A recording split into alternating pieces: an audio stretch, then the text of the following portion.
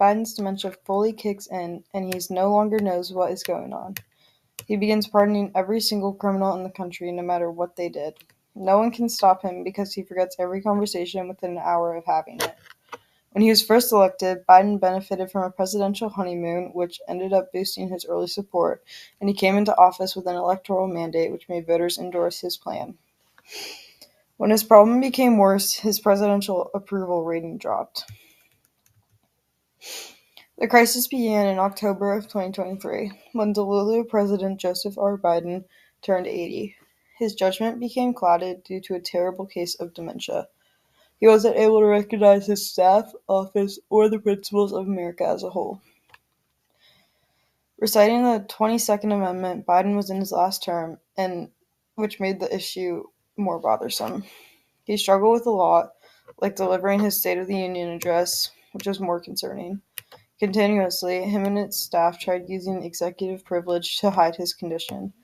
The issue happened during reapportionment and redistricting, with allegations that gerrymandering made political views worse. His presidential staff defended him, saying that they bet it was a temporary headache and he would be back to 100% soon. Repercussions of Biden's dementia were quickly highlighted. He first signed a napkin which listed a pardon for a goat turkey that Loki died 6 years ago. His controversial actions created a rally event that caused sus confusion, so instead of the expected increase in rally points, he saw a decrease in support. The attentive public watched this happen as the events unfolded.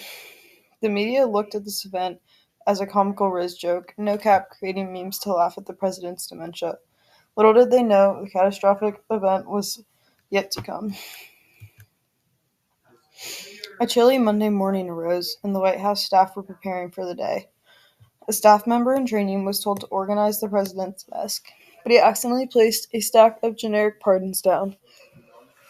At this point, the president would sign anything in front of him, so he ended up signing them all without realizing. The people of the Executive Office of the President didn't know how to respond, neither did the Office of Management and Budget. The judicial branch was the first to react. The district's court ordered gas restraining orders, and the Supreme Court Justice penned a busing emergency stay and said the president lacked the ability to issue such a request. The president's pardon power, granted in Article 2, Section 2, is pretty much untouchable because it requires no approval or judicial review. Because of this, even the judicial and legislative branch's best efforts to stop these pardons were unsuccessful. There were talks of impeachment, but not much grounds for it outside of his mental struggles. This crisis was comparable to the discussion surrounding the War Powers Resolution. Members of Congress were all unified, demanding the use of the 25th Amendment. Vice President Harris and the cabinet were so in shock by the political commotion. They worried that by using the 25th Amendment, the country would be plunged into a deeper crisis. The president's chief of staff tried keeping calm. Members were worried about this affecting midterm elections because their constituents were demanding responsibility. Some lawmakers were acting like delegates and others were acting like trustees. Continuously, incumbents were scared of losing their safe seat. The party caucus met to decide how they will respond to this problem. Both parties' whips tried to get votes even through the crisis. Federal prisons across the United States received the new and signed executive order.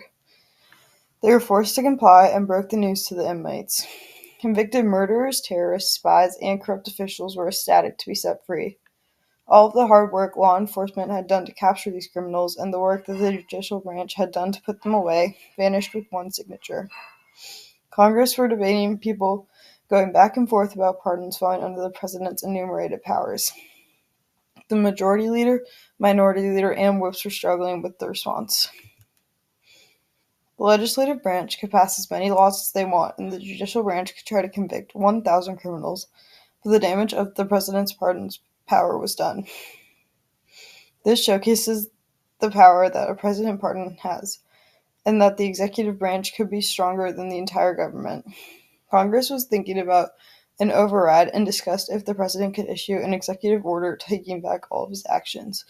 But in the end, unless the president took it all back himself, there was nothing any other branch could do to stop the pardons. The executive branch has more power than the legislative branch due to the executive branch's ability to make quick, unilateral decisions that Congress has difficulty trying to check, which seems like a beige flag. The Speaker attempted to organize the responses. A standing committee opened an investigation, and there was a call for a select committee to review. The President pro tempore spoke out against the growing concerns and took charge of the investigations, which was stripped.